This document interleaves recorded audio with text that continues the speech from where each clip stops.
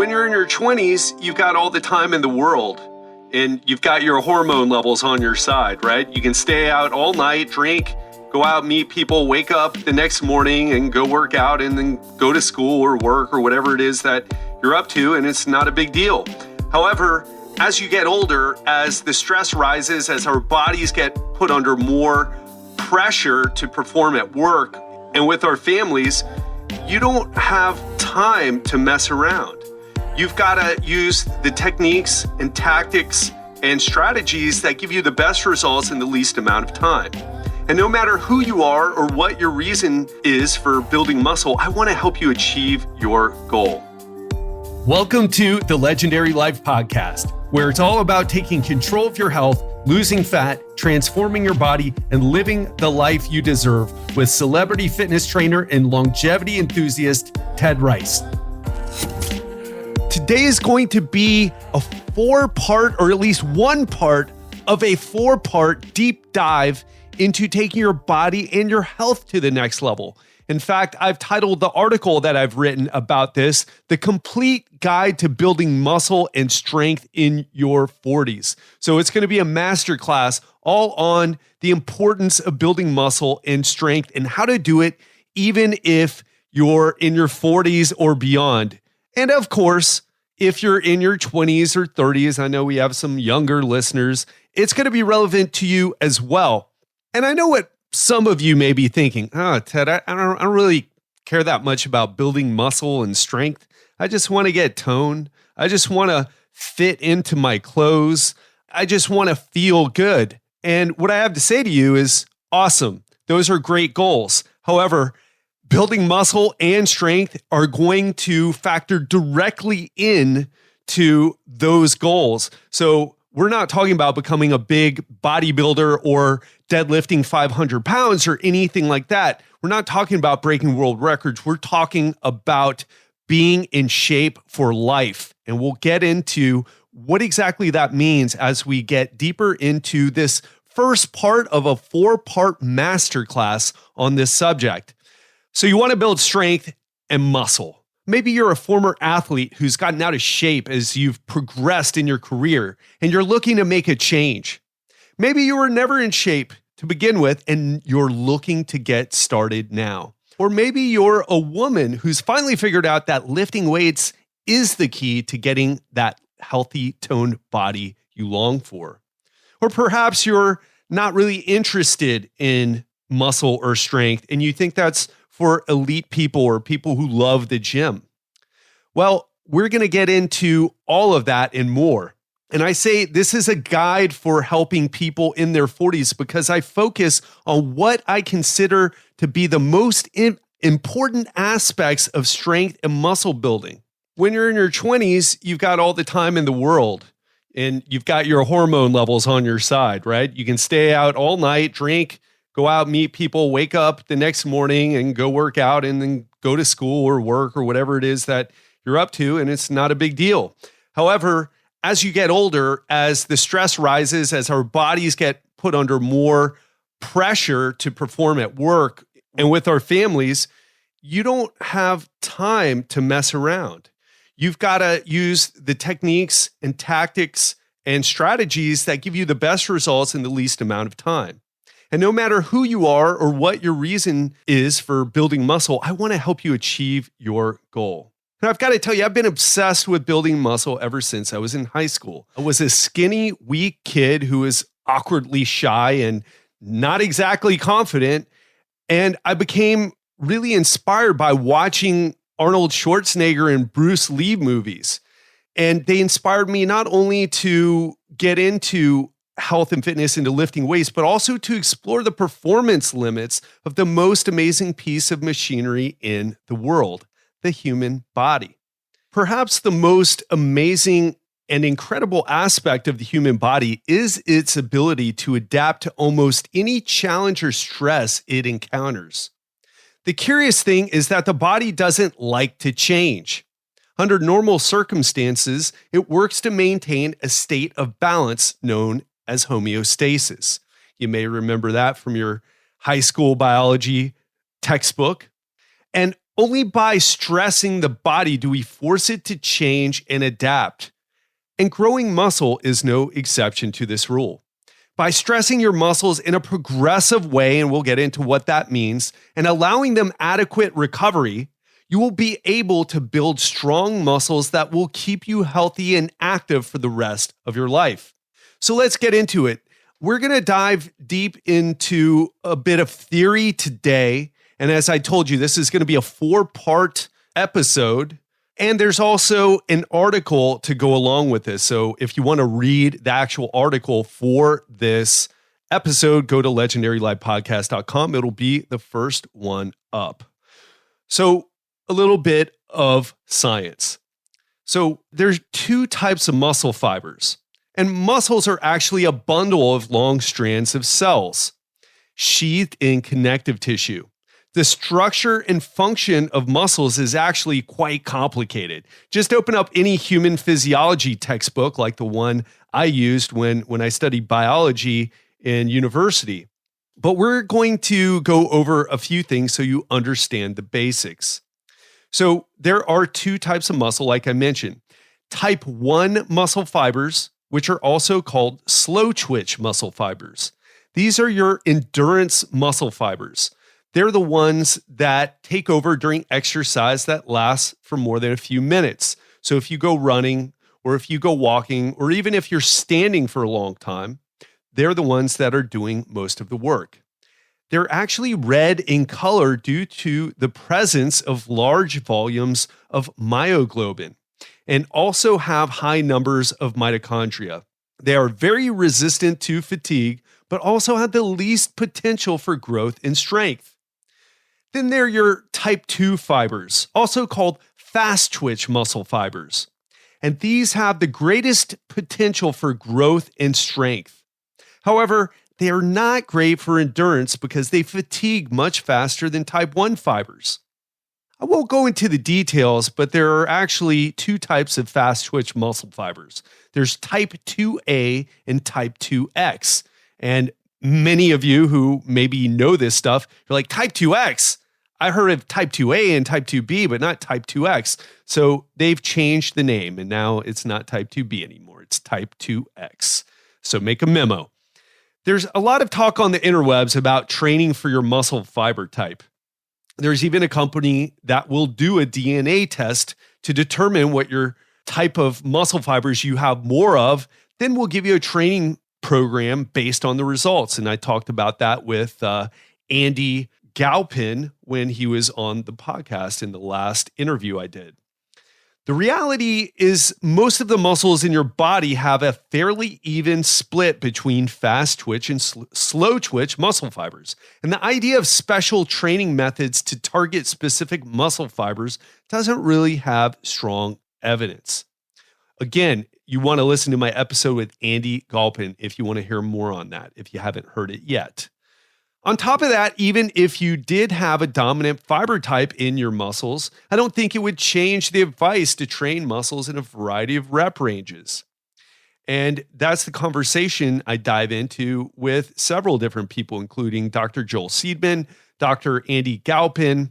So most of us want to work in a variety of rep ranges using a variety of methods, but there are a few key principles that we all want to adhere to, no matter what our goals are. We're going to get into that a bit deeper, but first, a little bit more physiology for you. So we've gone into type 1 fibers, type 2 fibers, and you're going to see the relevance of those when we talk about aging and how to age gracefully and how to be kicking ass when you're 80 years old.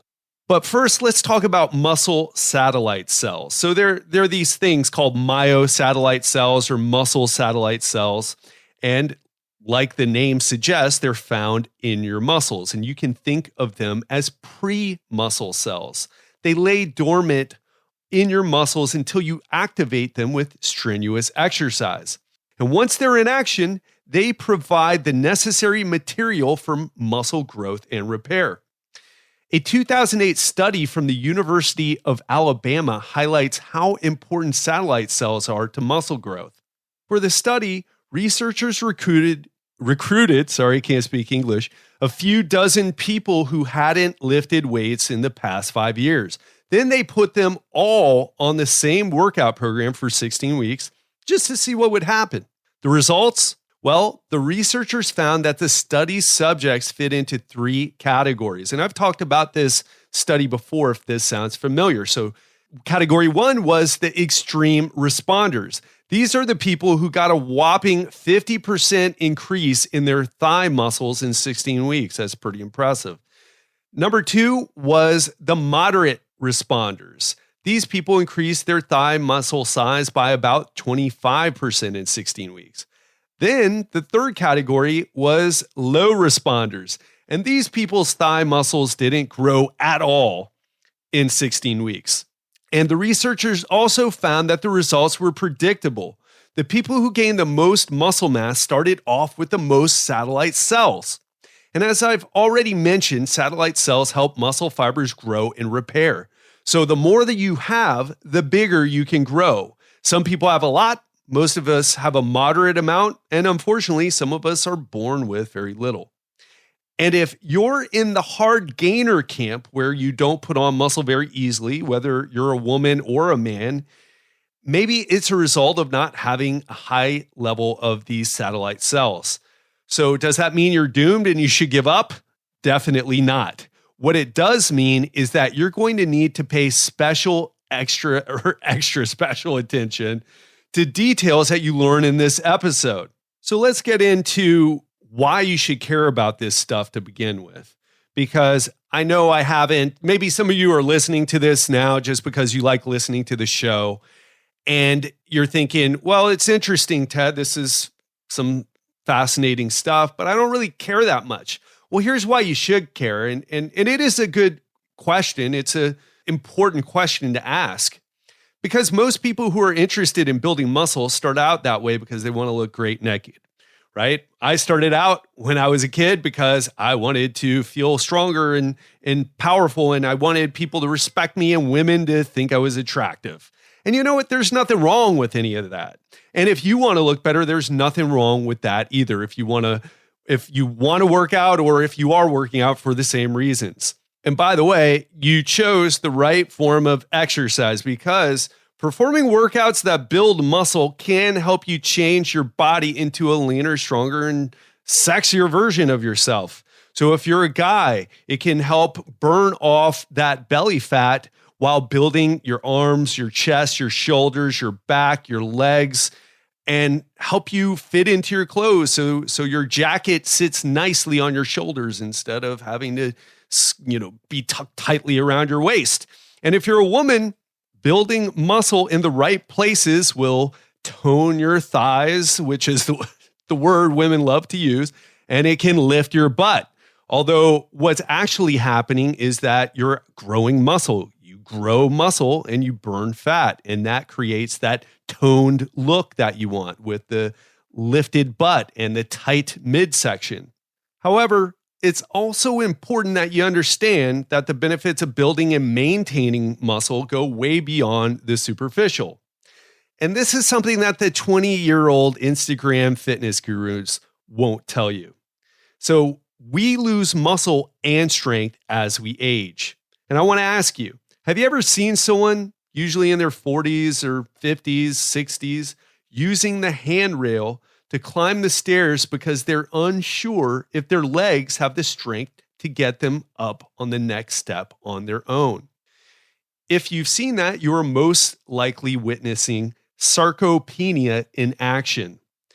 Sarcopenia has been defined as an age-related involuntary loss of skeletal muscle mass and strength. It can begin as early as 40 and continues to progress as you get older. Some people lose up to 50% of their muscle mass by the time they reach 80.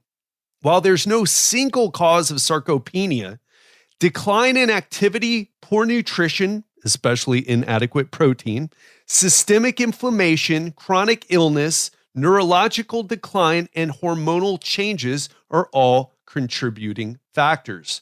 Besides not being able to do the things that you want to do, sarcopenia is also associated with acute and chronic disease states fatigue, falls, and mortality. It sets you up for a life of dependence on others, illness, and regular hospital visits. This not only costs you money, but your quality of life as well. With sarcopenia, your muscles decrease in size and number. And an interesting fact is that your type 2 muscle fibers are the ones most affected. That's why I bored you with that explanation of muscle fiber types at the beginning. And your satellite cells are involved as well.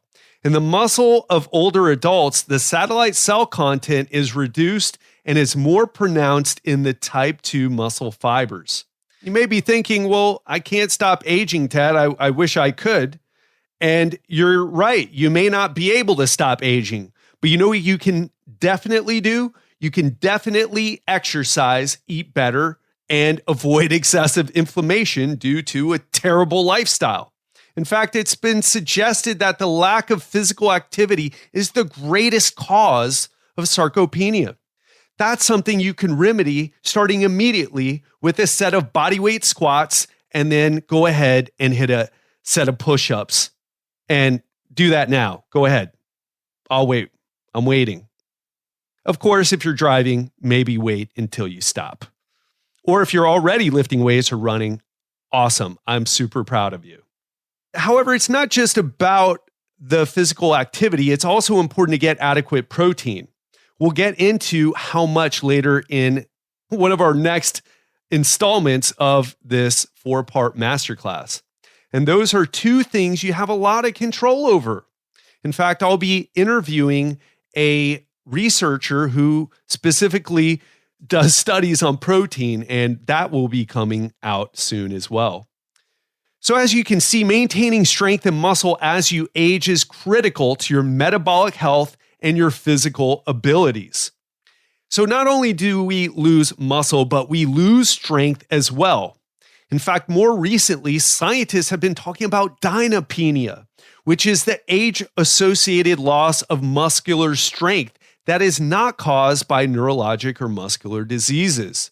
Now, that might be a little confusing, but I'm here to tell you that although we typically think of bigger muscles as stronger muscles, this is not necessarily the case. Recent findings have clearly demonstrated that muscle size plays a relatively minor role in developing dynapenia.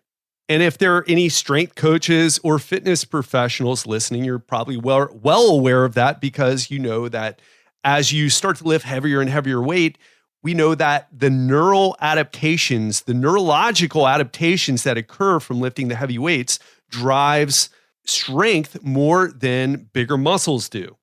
How serious is dynapenia?